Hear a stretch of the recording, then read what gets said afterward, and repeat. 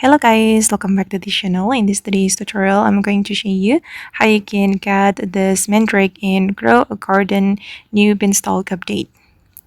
Okay, let's get into it guys. If you want to get this Mandrake, you can grow the beanstalk sprout. You can feed the beanstalk with the required plants. For example, now it needs vegetable plants, so you can collect your vegetable plants and feed the beanstalk.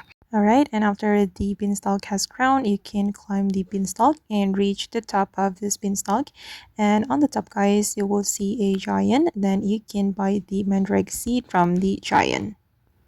Alright, and this is how the top looks like. Then talk to the giant, and you can buy the mandrake seed from him.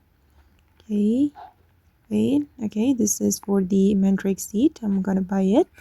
And we're going to plant the mandrake seed. Okay, I'm going to search for the mandrake. Okay, and I'm going to plant the mandrake here. And after it's completely grown, you can collect it. But unfortunately, guys, it's single harvest crop, so you can only harvest it one time. Okay guys, and that's all the tutorial for today. I hope this video will be useful for you. Thank you so much for watching, and bye!